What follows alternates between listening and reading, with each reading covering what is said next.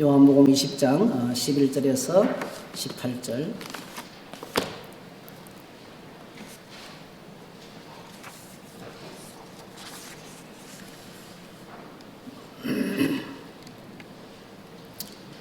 요한복음 20장 11절에서 18절입니다. 같이 읽습니다. 마리아는 무덤 밖에 서서 울고 있더니 울면서 구부려 무덤 안으로 들여다보니 흰옷 입은 두 천사가 예수의 시체 뉘었던 곳에 하나는 머리편에 하나는 발편에 앉았더라. 천사들이 이르되 여자여 어찌하여 우느냐 이르되 사람들이 내 주님을 옮겨다가 어디 두었는지 내가 알지 못함이니라. 이 말을 하고 뒤로 돌이켜 예수께서 서 계신 것을 보았으나 예수이신 줄은 알지 못하더라. 예수께서 이르시되 여자여 어찌하여 울며 누구를 찾느냐 하시니 마리아는 그가 동산직인 줄 알고 이르되 주여 당신이 옮겼거든 어디 두었는지 내게 이르소서. 그러하면 내가 가져가리이다. 예수께서 마리아야 하시거늘 마리아가 돌이켜 히브리 말로 라보니 하니 이는 선생님이라는 말이라. 예수께서 이르시되 나를 붙들지 말라. 내가 아직 아버지께로 올라가지 아니하였노라. 너는 내 형제들에게 가서 이르되 내가 내 아버지고 너희 아버지 내 하나님 곧 너희 하나님께로 올라간다 하라 하시니 막달라 마리아가 가서 제자들에게 내가 주를 보았다 하고 또 주께서 자기에게 이렇게 말씀하셨다 이러니라. 아멘. 기독교의 영원한 주제 십자가와 부활 이 제목으로 잠시 말씀을 나누겠습니다. 가평 계곡 살인 사건의 범인이 자수를 하게 되고 검거가 되었죠. 여러분 아시는 것처럼 남편이 8억 원대의 생명보험에 가입했는데 다행히 저는 아무것도 가입하지 않았습니다. 8억 원대의 생명보험을 가입했는데 이걸 타내기 위해서 고의적으로 여러 차례 남편에게 독을 먹여도 안 죽고 여러 차례 살인을 시도하다가 여러분 아시는 것처럼 용평 가평인군에 있는 용소계곡 깊은 물에서 뛰어내리게 하고 의도적으로 수영을 못하는 남편을 구조하지 않아서 자연스럽게 익사한 것처럼 사고사로 위장을 한 것이 덜통이 나고 그리고 이제 10여일 동안에 전국 수배가 내린 상황에 있다가 결국은 아버지의 간절한 부탁을 받고 그렇게 자수하기로 결심하고 자수를 했습니다. 남편을 돈 때문에 죽이는 일 충분히 일어날 수 있죠. 그런데 이런 사실을 들으면서 전국이 경악하는 이유는 어디 있을까요? 여러분, 인간은 이렇게 죄 가운데 빠지면 이렇게 심각할 정도로 무서운 인간이 될 수 있다는 겁니다. 인간의 죄가 얼마나 무섭고 잔인한지를 다시 한번 느끼게 되는 그런 소식입니다. 러시아 우크라이나 전쟁의 잔혹한 소식들이 연일 보도. 이런 전쟁을 치르는데 도덕이 필요할까요? 사람을 죽고 내가 남을 안 죽이면 내가 죽는 상황에서 그래서 사실은 매스컴에서 끔찍하고 잔인하고 살떨리는 모습들을 보도하면 안 되죠. 통계는 이야기하고 진행은 이야기하다 할지라도 얼마 전에 어느 신문에는 그 전쟁으로 인해서 죽어가는 어린아이의 시신을 찍어서 올렸는데 그 손가락에 썩어 들어가고 있는 시신을 올렸어요. 그런 잔혹한 장면들은 매스컴이나 공개적인 상황에서는 올리면 안 되는 거예요. 그래서 아무튼 어쨌든 간에 엄청난 젊은이들이 죽고 엄청난 사람들이 피해를 입고 그리고 국토의 90%가 다 파괴되고 그래서 이 뭐 때문에 누굴 위해서 결국은 인간의 죄죠. 인간의 죄가 이렇게 잔인하고 무섭다는 것을 연일 보고 있습니다. 요한복음 18장 19장을 저희들이 지난 주간에 묵상을 했는데요. 요한복음 18장 19장에는 무죄하신 예수님께서 어떻게 체포당하시고 그리고 날조된 불법 재판에 넘겨지시고 그리고 유대 총독 본디오 빌라도 앞에서 사형 선고를 받아서 십자가에서 운명하시고 그리고 정상적인 잔내식도 못하고 무덤에 내려가신 기사를 다루고 있습니다. 오후 3시에 운명하셨어요. 예수님께서 십자가에서 오전 9시에 달려셔서 6시간 동안 십자가에서 신음하시다가 오후 3시에 운명을 하셨어요. 그날이 여러분 6월절이 시작되는 그날이 해가 떨어지면 6월절이 시작되는 예비일입니다. 여러분. 그러니까 6월절 안식일이 시작되는 예비일입니다. 금요일 저녁 6시가 되면 해가 떨어지면 새날이 안식일이 시작돼요. 6월절이 시작이 됩니다. 그래서 이제 뭐 한 2시간 정도밖에 시간이 남지 않은 이런 상황 속에서 이제 장례식을 진행해야 되는데 제대로 된 장례식을 못 지냈겠죠. 마침 여러분이 잘 아시는 것처럼 공회회원이고 유력했던 그 아리마대 사람 요셉, 그리고 니고데모 이런 사람들이 나서서 시체를 예수님의 시신을 요구하고 그리고 그들이 가져왔던 향품을 가지고 그냥 대충 시신을 수습했어. 대충 시신을 수습해가지고 시신을 대충 수습해가지고 그냥 무덤에 감회장하는 정도의 장례식을 마쳤습니다.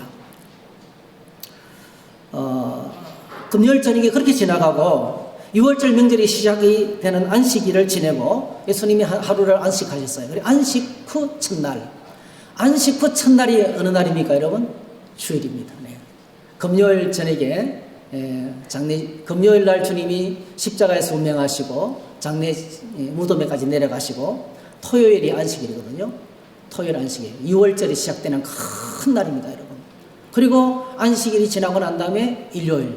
이게 주일입니다. 주일 아침 새벽에 예수님께서 부활의 소식을 20장에서 전하고 있습니다. 여러분, 십자가는 인류가 행했던 가장 잔인한 처형 방법이었습니다. 우리가 기억해야 될 것은 십자가의 죽으심이 얼마나 잔인한지, 몸서리치도록 고통스러운 것인지 이런 기록이 성경에는 없어요. 그 십자가의 죽으심이 얼마나 고통스러운 죽음이고 얼마나 잔인한 죽음이고 얼마나 어려운 죽음인지를 성경은 기록하고 있지 않습니다.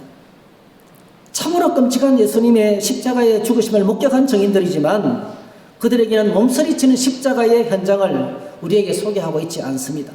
특별히 요한복음 빌라도 앞에서 담담하게 예수님께서 자신이 누구인지를 고백하는 계시, 예수님의 자기 계시를 계속하고 있습니다. 마지막까지. 그리고 여러분, 빌라도가 이상하게 얘기했어요. 나는 너를 죽일 권세도 있고 살릴 권세도 있다. 좀 성실하게 대답해라. 여러분. 근데 예수님은 어떤 때는 보이콧 하시고 어떤 때는 침묵하시고 어떤 때는 내가 왕이다 말씀하시고 살려달라고 애걸 하지 않았어요. 자신의 목숨을 부지하기 위해서 빌라도에게 애걸한 흔적이 전혀 없습니다. 그냥 주어진 상황을 받아들이고 묵묵히 십자가를 지시는 담담한 예수님의 모습을 기록을 하고 있습니다. 자, 사도 요한이 우리에게 전달하는 십자가의 첫 장면 요한복음 19장에 나옵니다. 요한복음 19장 빌라도가 패를 써서 십자가 위에 붙이니 나사렛 예수 유대인의 왕이라. 이걸 온 땅의 모든 사람이 다 읽을 수 있도록 히브리 말과 헬라 말로, 그 당시에 세계 공용어가 헬라어입니다. 온 땅의 모든 사람이 다 알 수 있도록. 그 유대인 지도자들이 마음에 들지 않아서 이거 좀 고쳐달라 이러니까 빌라도가 내가 할 말을 썼다 이렇게 바꿔주지 않았습니다. 사도 요한이 우리에게 십자가에 못 박히기 전에 예수님을 어떻게 소개하고 있습니까? 그냥 단순하게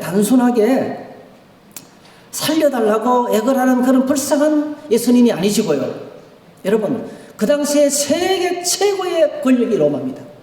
세계 최고의 권력 로마의 정권 앞에서, 그 빌라도 총독 앞에서 예수 그리스도께서는 이 세상 나라가 아닌 하나님 나라의 왕이신 것을 분명히 밝히고 있습니다. 그래서 여러분, 말씀 묵상 책에 보면 그렇게 기록해놨죠. 매일 성경에 보면 예수님이 십자가에서 이 상황은 사도 요한이 예수님을 어떤 분으로 소개하고 있냐면은 하나님 나라의 왕으로 즉위하는 영광스러운 왕의 즉위식으로 묘사했어요. 사도 요한 마음속에는 십자가의 상처보다는요, 왕 되시는, 하나님 나라의 왕 되시는 예수님께서 이 땅에 오셔서 하나님께서 맡긴 사명을 다 감당하시고 영광스럽게 하나님께로 돌아가는 최고의 영광의 왕을 우리에게 소개하고 있습니다. 전쟁터에 백성들과 함께 군인들을 데리고 앞장서서 나가서 싸우는 왕이 원수를 다 무찌르고 영광스럽게 기한하면서 백성들의 환영 속에 기한하는 예수님의 그 모습으로 그렇게 십자가의 주님을 그렇게 묘사하고 있다는 것입니다. 여러분, 사도행전이 이렇게 우리에게 첫 장면, 빌라도 앞에서 십자가를 향해 나가시는 십자가형을 언도받는 예수님의 모습을 이 첫 장면을 이렇게 소개하는 이유는 딱 한 가지예요. 오늘 저와 여러분들에게 하나님 나라를 소개하기 위해서 그렇습니다. 예수님이 땅에 오셔서 제일 먼저 외치셨던 복음이 회개하라, 천국이 가까웠다. 회개하라, 하나님 나라가 가까이 왔다. 한번 따라 하실까요? 하나님 나라가 있다. 예수님을 통해서 하나님 나라가 이미 시작되었어요. already. 그러나 not yet 완성되지는 않았습니다. 우리는 지금 하나님 나라의 완성과 하나님 나라의 시작 사이에 있는 긴장관계 속에 있는 겁니다. 하나님 나라를 소개하기 위해서 이 말씀을 전하시는 거예요. 여러분, 나라가 성립되기 위해서는 반드시 땅이 있어요. 나라는 땅이 있어야 됩니다. 여러분, 땅이 없는 나라가 없잖아요. 지금 우크라이나와 러시아 사이의 치열한 전쟁의 가장 큰 원인이 바로 뭐죠? 땅 따먹는 거예요.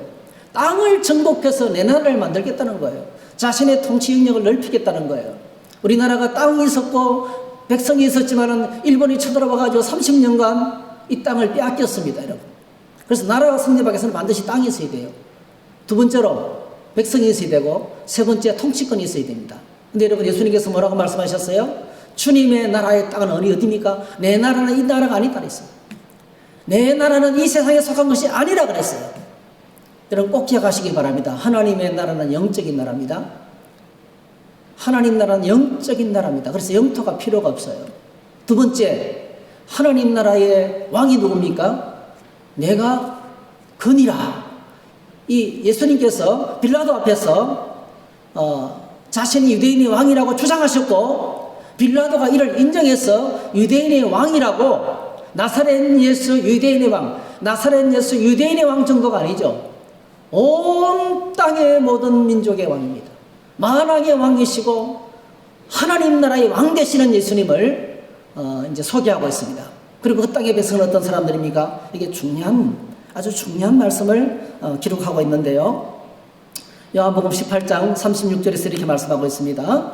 내 나라는 이 세상에 속한 것이 아니다. 내가 왕이다. 그리고 하나님 나라 백성, 진리에 속한 자는 내 음성을 듣느니라. 네, 어디 있어라? 민족을 초월해서 나라를 초월해서 주님의 음성에 귀를 기울이고 주님의 음성을 알아듣는 하나님의 백성들. 얼마 전에 지난주간에 텔레비전을 보니까요, 텔레비전에서 어떤 지역을 소개하는데 그런 다큐가 참 좋죠. 세계 여행이라든지 어떤 우리나라 지역을 소개하는 거. 어떤 지역에 보니까 사냥을, 이름 보셨을 거예요. 사냥을 키우는데요. 사냥을 몇십 마리 키우는 거예요. 한 여인이. 사냥류를 짜고 그걸로 치즈도 만들어서 이제 소를 올리는 그런 것인데요. 정말 그림 같은 언덕에 그 초원 위에 양떼들이 막 풀을 뜯고 있는데요. 풀을 다 뜯고 이제 저녁이 이제 시간이 되니까 주인이 야, 이제는 들어가자 하니까 깜짝 놀랐어요. 야, 이제 가자 이랬더니 막 주인이 앞서서 달리니까 모든 양떼가 막 쫙 따라가는 거예요. 제가 소름이 돋았어요. 와, 이게 양이구나. 양은 주인의 음성을 알아듣는구나. 여러분, 하나님 나라의 왕 예수 그리스도입니다. 할렐루야. 하나님 나라의 땅, 이 세상 나라가 아닙니다, 여러분. 하나님 나라의 백성, 주님의 음성을 알아듣고 순종하는 사람들. 하나님 나라를 우리에게 소개하고 싶었던 거예요.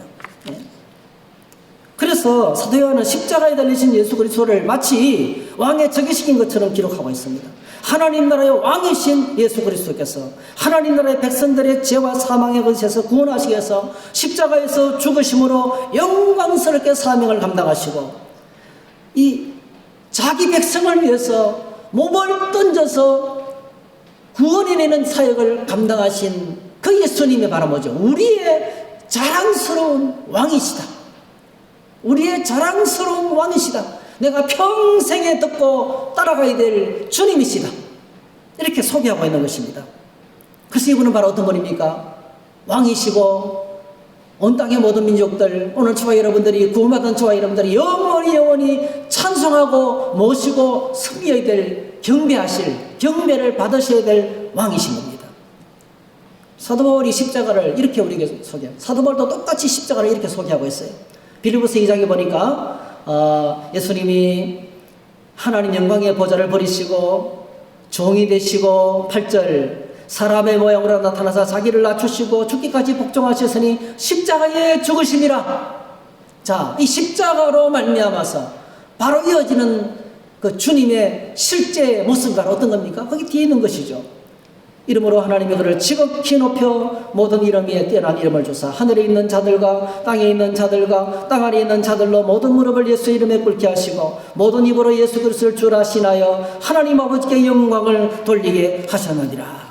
그래서 여러분, 십자가에서 죽으신 예수 그리스도는 온 땅의 모든 사람들의 영원한 경배와 찬양을 받기에 합당하신 왕이십니다. 할렐루야. 한번 따라하실까? 예수 우리 왕 믿습니까? 예수님은 우리의 왕이십니다. 우크라이나가 어려움을 당하는 제일 큰 이유는요, 대통령의 실책이에요.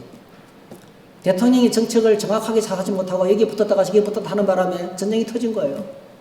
그런 이런 일이 안 일어나도록 통치를 했어야 되죠. 근데 우리의 왕 되시는 예수 그리스도는 실책하시는 법이 없습니다. 할렐루야. 그분은 영원히 다스리고 통치하시는 분이십니다. 영원히 다스리고 통치하시는, 통치자를 잘 만나야 돼요. 예. 통치자를 잘 만나야 돼요. 아직까지 경제적으로는 EU, 유럽하고 합칠 만큼 되지 못해 참 밑바닥이에요.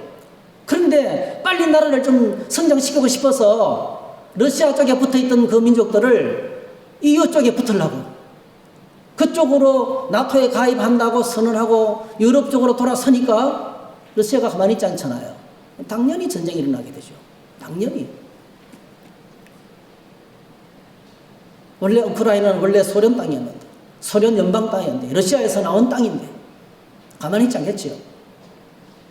어쨌든 간에 바라보는 시각이 다 차이가 있는데, 어쨌든 간에 여러분, 왕의 결정과 통치가 중요해요. 여러분, 주님이 다스리시는 그곳에는 사랑과 평화가 가득합니다. 할렐루야. 주님의 통치는 이렇게 주님이 다스리시는 곳에는 전쟁이 없습니다. 예. 주님이 다스리시는 곳에는 평화만 임합니다.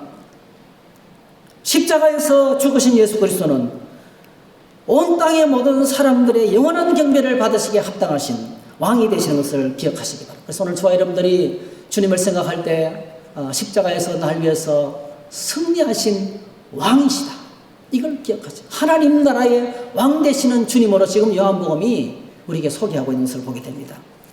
그 다음에 두 번째로 십자가에 울려 퍼진 예수님의 음성을 기록하고 있어요. 십자가 현장에서 울려 퍼진 예수님의 음성을 사도 요한이 기록을 하고 있는데, 거기 19장 25절에서 30절입니다. 첫 번째 음성이 25절에 보면 예수님의 어머니가 누구와 서 있습니까? 26절, 예수께서 자기의 어머니와 사랑하는 제자가 곁에 서 있는 것을 보시고, 이 사도 요한입니다. 요한복음을 기록했던 사도 요한하고 어머니가 나란히 서 있는 것을 바라보시면서 그 고통 가운데 주님이 하시는 첫 번째 음성을 기록하고 있어요. 그게 바로 뭡니까? 어머니를 향해서 여자여 보소서 아들입니다. 여기서 말한 여자라는 호칭은요, 극존칭어예요. 극존칭어. 굿나이. 예. 여러분, 시저가 클레오파트라를 부를 때 썼던 단어예요. 우리가 볼 때는 약간 무시하는 느낌이 들지만은 그렇지 않습니다. 예. 극존칭어예요. 누가 기독교는, 많은 사람들이 기독교를 제사를 안 지낸다는 이유 하나만으로 기독교는 애비도 모르는 불효 막 심한 종교라고 이야기합니다. 여러분, 10계명 가운데서 사람을 향한 첫 번째 계명이 내 부모를 공경하랍니다. 그리고 예수님께서 십자가에서 오늘 요한복음 사도 요한이 기록했던 예수님의 첫 음성이 어머니를 보살펴달라는, 사도 요한에게 이제부터 어머니를 당신에게 부탁한다는, 어머니 옆에 있는 그 사도 요한이 이제부터 당신의 아들입니다. 그래서 사도 요한에게 보라니 어머니라. 이것이 바로 기독교입니다. 예수 그리스도 안에서 오늘 저와 여러분들은 하나님의 한 가족이 되었습니다. 할렐루야. 우리가 함께 동고동락하고 함께 슬퍼하고 함께 기뻐하고 함께 서로 연합해서 하나가 되어서 주님 안에서 한 몸을 이루는 한 가족 공동체가 교회입니다. 오늘 저와 여러분 이렇게 뜨겁게 서로 사랑하는 하나님의 가족이 되시기를 축복합니다. 첫 번째로 주신 메시지, 예수님의 십자가를 통해서 우리는 주님 안에서 한 가족이 되었습니다. 하나님의 한 가족으로 받아들이는 메시지가 이 메시지입니다. 그 다음에 두 번째로 십자가에서 극한 고통을 호소하는 신음소리죠. 내가 목마르다. 여러분, 십자가형은 몸에 있는 피를 한꺼번에 쏟아내는 게 아닙니다. 동맥을 잘라서 팍 터뜨리면 바로 죽죠. 목을 쳐서 죽으면 보기는 잔인해도요, 그건 순식간에 죽습니다. 총을 쏴서 죽여도 순식간에 죽습니다. 고통이 없습니다. 물에 빠뜨려 죽여도요, 그냥 빠지는 순간에 끝납니다. 여러분, 고통이 없습니다. 그런데 여러분, 피를, 십자가형은 손과 발에 대못을 박아서 끝없이 피가 흘러나와요. 그 타는 듯한 목마름은 극한 고통이에요. 사실은 십자가형보다 더 잔인한 고통은 없습니다, 여러분. 공중에 사람을 매달아 놓고 피를 말려 죽이는 거예요. 그 사람을 땅에 묻으면 땅이 더러워지니까 공중에서 장례식을 치르는 거예요. 새들이 와서 쪼아먹게. 그게 십자가형입니다, 여러분. 그 고통을 주님이, 가장 큰 고통을 전부 다 짊어주신 거예요. 성경은 무엇이라고, 뭐 때문에 이렇게 고통을 당하게 된다고 말씀하고 있습니까? 그가 채찍에 맞음으로 우리가 남을 입고, 우리는 다 양 같아서 제 길로 갔거늘 여호와께서는 우리 무리의 죄악을 그에게 담당시키셨도다. 죄로 말미암는 모든 고통을 주님께 다 뒤집어 씌우시고 주님이 홀로 감당하시는, 그래서 감당하시는 가운데 나오는 목소리가 내가 목마르다. 그리고 28절에 보니까 그 후에 예수께서 모든 일이 이미 이룬 줄 아시고, 모든 일이 이미 이룬 줄 아시고 성경을 응하게 하려 하시고 내가 목마르다. 그리고 30절에 다 이루었다. 다 이루었다 말씀하시고 운명하셨습니다. 스스로 여기 보니까 머리를 숙이니 영혼이 떠나가시니라. 이 말이 정말 애매한 말이에요. 이게 잘못 해석하면 자살이라고 할 정도로까지도요, 누가 십자가에 못 박아서 죽임 당하는 게 아니에요. 스스로 생명을 마감하시는 거예요. 스스로 생명을 마감하시는 거예요. 하나님이신. 스스로 이 땅에서의 삶을 마감하시고 하나님께로 돌아가시기로 본인이 결정하신 거예요. 예수님이 그렇게 결단하신 거예요. 그 단어는 영혼이 떠나가시니라. 예수님이 주도직입니다. 주도죠. 예수님이 주체입니다. 자살은 아니고요. 이 모든 결정을 주님이 하시는 거예요. 그래서 마지막 외치신 말씀이 다 이루었다. 헬라말로 테텔레스타이, 우리가 다 알고 있잖아요. 다 갚았다. 다 갚았다. 하나님이 요구하시는 모든 죄의 값을, 오늘 저와 여러분들의 모든 죄값을 다 완벽하게 지불한 거예요. 깨끗하게 처리했다는 겁니다. 남김없이 해결했다는 것입니다. 이 말씀을 하시고 우리 주님께서 십자가에 울려 퍼진 음성, 우리의 모든 죄값을 위해서 다 처리하신 선언을 하시고 주님이 운명을 하셨습니다. 그래서 우리는 십자가를 묵상할 때 슬퍼해서는 안 됩니다.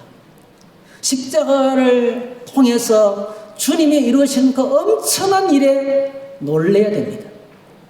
감격해야 됩니다.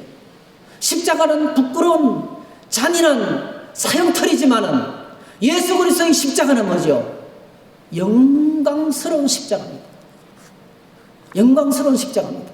우리가 영원히 자랑해야 될 우리의 믿음의 내용이 바로 십자가입니다. 십자가를 자랑하는 사람이 되어야 됩니다.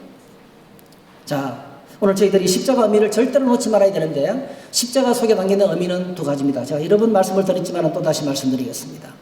거기서 하나님의 공의가 만족되었습니다. 여러분, 공의는 죄를 벌하시는 겁니다.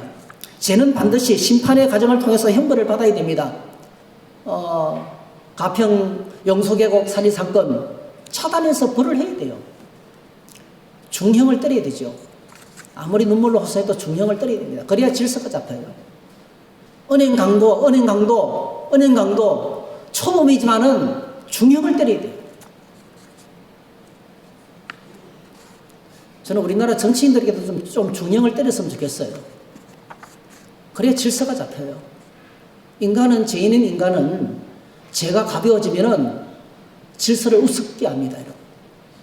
싱가포르 그렇게 질서정연한 나라가 된 것은요, 여러분 잘 아시잖아요. 커피를 들고 열차 안에 들어가기만 해도 발각이 되면 800불을 물어요.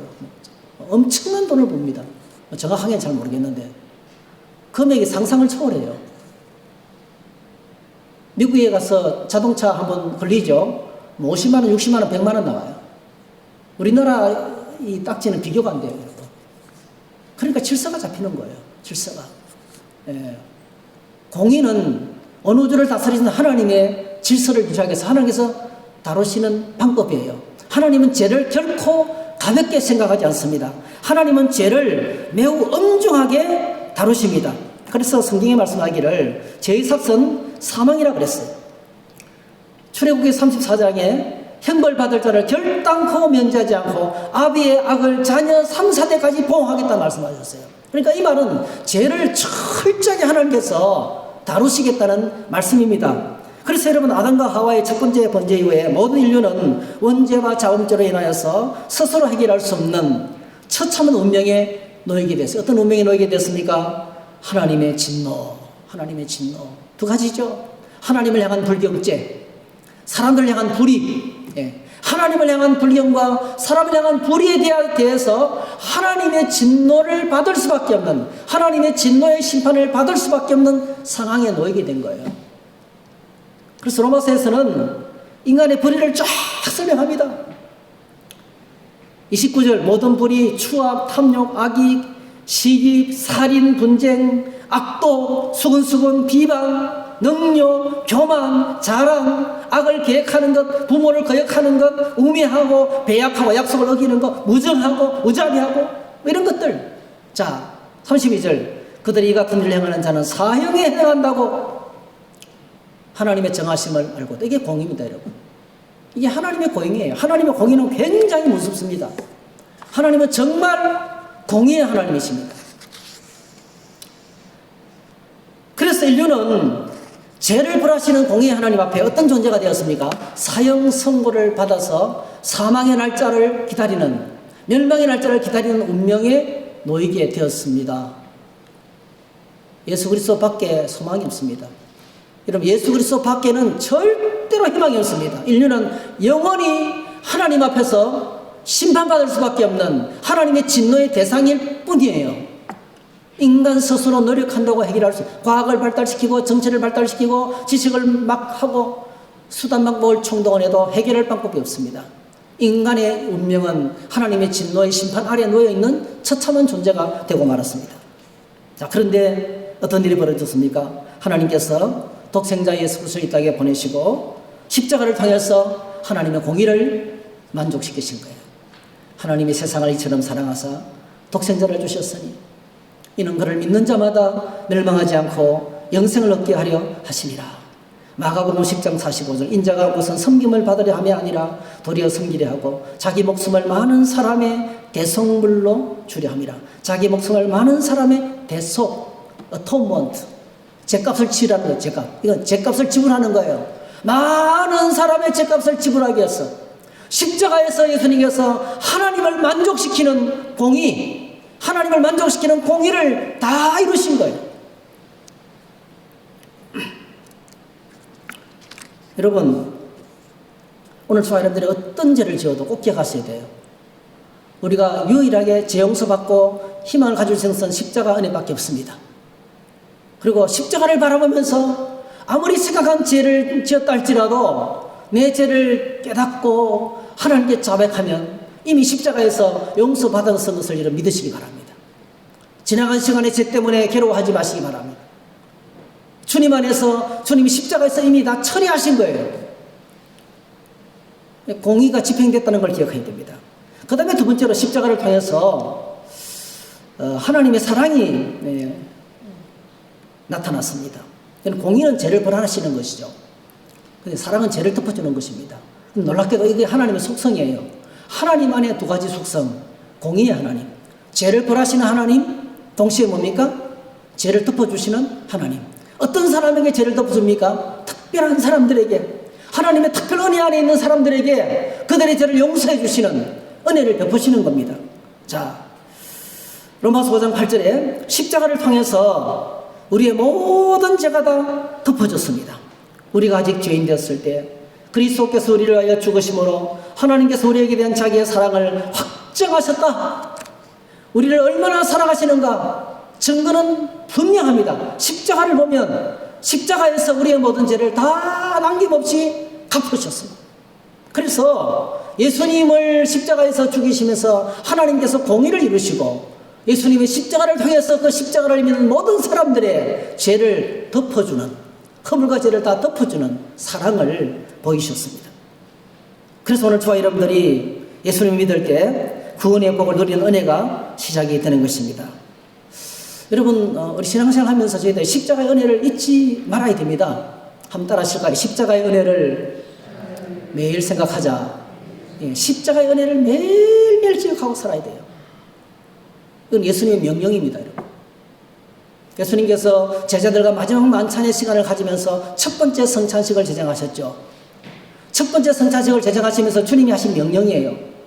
고린도전서 11장 23절에 보니까 내가 너에게 전한 것은 주께 받은 것이니 곧 주 예수께서 잡히시던 밤에 떡을 가지사 축사하시고 떼어 이르시되 이것은 너희를 위하는 내 몸이니 이것을 행하여 나를 기념하라 하시고 식후에 또한 그와 같이 잔을 가지시고 이르시되 이 잔은 내 피로 세운 새 언약이니 이것을 행하여 마실 때마다 나를 기념하라 하셨으니 너희가 이 떡을 먹으며 이 잔을 마실 때마다 주의 죽으심을 그가 오실 때까지 전하는 것입니다. 예수님 다시 오실 때까지, 주님이 다시 오실 그때까지 십자가의 복음을 전하면서 멀리 있지 말라고요. 우리를 위해서 살 찢으시고 피 흘리신 그 십자가의 은혜를 잊지 말라고 말씀하시면서 뭘 행하라고 말씀하셨습니까? 성찬식을 행하면서, 주님 오실 때까지 성찬의 식을 진행하면서 십자가의 은혜를 기억하고 살 것을 말씀하셨어요. 여러분, 오늘 저와 여러분들이 부활절을 맞이해서 꼭 기억하셔야 됩니다. 부활의 기쁨을 누리기 전에 십자가의 은혜를 잊지 말고 살아야 됩니다. 날마다 주님의 십자가를 바라보고 사는 것이 그리스도인이라는 것을 기억해야 됩니다. 자, 그런데 예수님은 십자가의 죽으심으로 끝나지 않았습니다. 예수 그리스도의 십자가에서 못 박은 종교 지도자들은 예수님을 십자가에 못 박으면 끝날 줄 알았어요. 근데 그것은 우리의 구원의 시작이었습니다. 사흘 만에 다시 부활하셨어요. 사흘 만에 다시 부활하셨어요. 자, 이 정말 중요한 것이 예수님의 십자가의 죽으심인데요. 예수님의 십자가의 죽으심인데요. 이 십자가의 죽으심은 부활은 죽음이 없이는 불가능합니다. 그래서 우리가 늘 우리가 다짐하면서 새겨야 될 것은 예수님은 십자가에서 확실히 죽으셨다는 거예요. 예수님이 십자가에서 확실히 죽으셨다. 사람들이 말한 것처럼 제자들이 예수님의 시체를 도난해갔다. 어떤 사람은 또 고상하게 정신적으로 예수님이 부활하셨다. 예수님의 사상과 가르침이 정신적으로 제자들에게 살아가서 남아있다. 그런 이상한 이야기를 하는데 다 거짓말입니다. 예수님이 십자가에서 확실하게 죽으셨어요. 이유가 두 가지입니다. 첫 번째로는요, 예수님의 십자가를 진행한 사람이 누굽니까? 예수님을 십자가 처형을 진행한 사람이 권력이 정부가 로마입니다, 여러분. 로마 최고의 권력이 로마 총독이 사형을 선고했고요. 로마의 군인들이 사형을 집행했어요. 이거는요, 확실한 죽음입니다. 죽음까지 의사가 마지막에 확인합니다. 그 맨 마지막에 십자가형을 하고 난 다음에 그들의 죽음을 확인하기 위해서 다리를 꺾습니다, 여러분. 근데 예수님이 이미 일찍 돌아가시기 때문에 요한복음 19장 3-4절에 보니까 그 중에 한 군인이 창으로 옆구리를 찌르니 곧 피와 물이 나오더라. 사람이 죽으면 물과 피가 분리되거든요. 확실히 죽었다는 것을 의사인 누가도 증명하면서 예수님의 십자가의 죽음은 확실한 사건이다. 그 다음에 두 번째로 이 십자가 처형은요, 여러분 지금 사형할 때 공개적으로 사형합니까? 공개 처형 안 하잖아요. 그냥 구치소에서 조용하게 진행합니다. 아무도 못 봐요. 몇 사람은 봅니다. 지금은 공개 처형을 하지 않습니다. 북한의 이 살벌한 정권이나 공개 처형을 하지. 근데 여러분, 그 당시 십자가형은 공개 처형이었어요. 공개 처형. 식민지 모든 백성들이 지켜보는 가운데서 집행한 거예요. 이 공개적인 처형인데 어떻게 예수님이 기절하셨다, 또 아니면 누가 시체를 훔쳐갔다, 그런 말들을 지어낼 수가 있을까요? 왜 예수님의 십자가의 죽으심을 확실하게 해야 됩니까? 십자가의 죽으심이 확실하지 않으면 부활도 확실하지 않는 거예요. 그래서 예수님께서 부활하셨는데요. 고린도전서 15장에 성경대로 사흘 만에 다시 살아나셨다. 성경대로 사흘 만에 살아나셨다. 한번 따라 하실까요? 예수님은 성경대로 부활하셨다. 네. 성경대로 부활하신 것을 말씀했습니다. 예수님 십자가에서 모든 죄값을 지불하시고 다 이루시고 다 갚으셨어요. 그리고 그 결과 우리에게 주어진 축복이 바로 뭡니까? 로마서 4장 25절. 예수는 범죄한 것 때문에 내줌이 되고 십자가를 통해서 우리의 죄를 용서하시고 그리고 부활하심으로 말미암아 우리를 의롭다 하셨어요.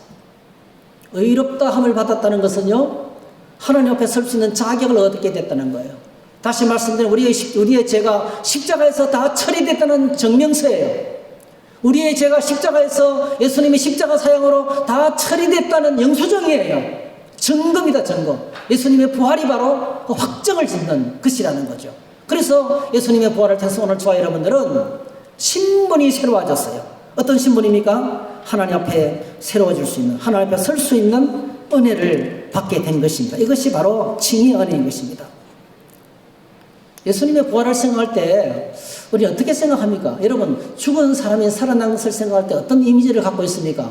요즘 현대는요, 젊은 사람들이나 청년들한테 물어보면요, 죽었다가 살아나면 어떻게 될까? 죽었다가 살아났을 경우에 어떤 일이 벌어질까? 그에 대한 이미지를 물으면요, 흉측하게 생각합니다. 이유는 딱 한 가지예요. 좀비 때문에. 좀비. 여러분, 좀비는 아프리카 원주민들이 죽은 사람의 시체를 갖고 장난친 거잖아요. 그래서 아프리카 사람들이 추는 춤들은 정령의 춤입니다, 여러분.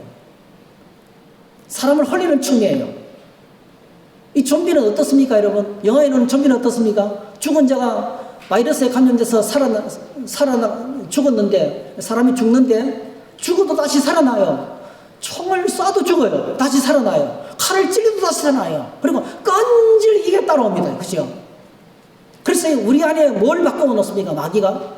부활은 영광스러운 부활이 아니고 좀비처럼 잔인하고 무서운 것이다. 이렇게 심어놓는 거예요. 이 시대에 엄청난 영화들이 예수님의 부활의 이미지를 확 바꿔놓는 거예요. 근데 기억하시기 바랍니다. 따라하십시다. 예수님의 부활은 영광의 부활이다. 이런 좀비가 살아나는 부활이 아니라는 거예요. 예수님의 부활은요, 죽었던 나사로가 살아나고, 야이르의 딸이 살아나고, 아들이 살아나고, 딸이 살아나고, 나인성 가부의 아들이 살아나고, 그런 부활하고 다른 거예요. 완전히 다른 종류의 부활입니다, 여러분. 그냥 단순히 죽었다가 살아난 정도가 아니에요.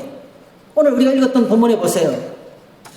오늘 읽었던 본문에 보면 누가 예수님의 부활을 증언하고 있냐면 막달라 마리아가 예수님의 첫 부활의 증인으로 등장하고 있습니다. 그런데 여러분, 막달라 마리아는 사실은 예수님의 부활의 첫 번째 목격자인데 이걸 초대교회에서는 인정을 하고 있지만은요, 객관적인 면에서 볼 때는 그는 여자입니다. 증인이 될 수가 없어요, 자기. 그 다음에 막달라 마리아는요, 심각한 질병을 앓았던 여인입니다, 여러분. 여기 보니까 악기를 쫓아내신가 병고침을 받은 어떤 여자들은 곧 7 귀신이 나간 자 막달라인을 했어요. 막달라인은 정신이 온전한 여인이 아니었습니다. 7 귀신이 들렸던 사람이에요. 그러니까 여자인데다가 심각한 정신질환을 앓았던 분이기 때문에요, 이 사람이 하는 증언은 아무도 안 믿어주는 거예요.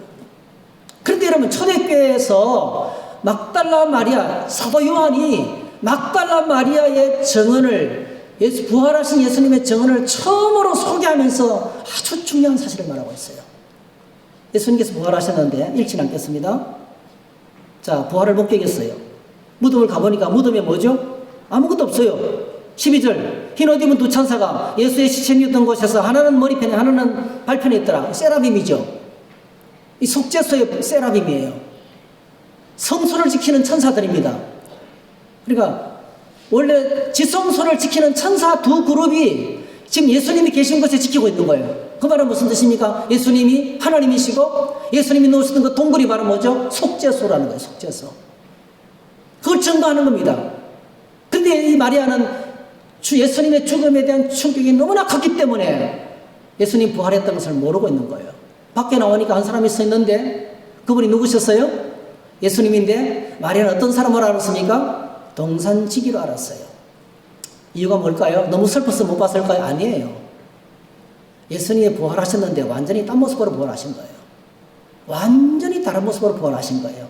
엠마오로 내려가는 두 제자가 엠마오로 내려가는 거기서 이 마리아를 보고 향해서 자기를 만지지 말라 그랬어요.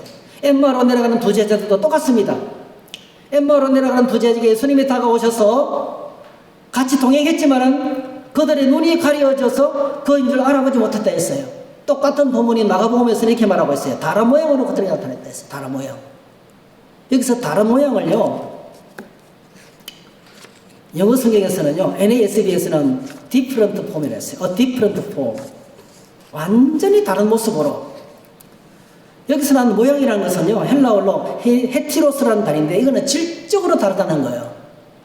예수님께서 부활하시기 전에 몸이 아니라는 거예요. 완전히 다른 몸을 입고 오신 거예요.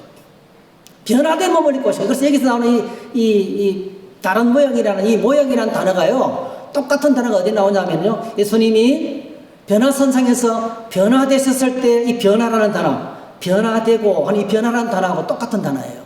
그러니까 그냥 몸이 아니고요, 영광스러운 몸으로 부활하신 거예요. 영광스러운 몸으로 부활하신 거예요. 할렐루야. 그 예수님은 그냥 단순한 부활이 아니고 영광스럽게 부활하셨다는 것을 기록을 하고 있습니다. 그러면 오늘 저와 여러분들이 마지막으로 예수님 부활과 우리는 무슨 상관이 있는가? 성경은 간단하게 이렇게 기록하고 있어요. 자, 성경은 고린도전서 15장 20절에 잠자는 자들의 첫 열매가 되셨다. 그리스도 안에서 그리스도께서 죽은 자 가운데서 다시 살아나서 잠자는 자들의 첫 열매가 되셨다. 잠자는 자들의 첫 열매. 우리도 뭐죠? 예수님 안에서 주님이 부활하셨던 것처럼 그 영광스러운 부활이 우리도 동참하게 될 거라는 겁니다. 그래서 오늘 저와 여러분들의 생에 남아있는 맨 마지막 사건, 우리 생의 맨 마지막 사건이 바로 뭐죠? 부활이 남아있어요. 부활은요, 우리의 신앙 여정의 맨 마지막에 남아있는 거예요.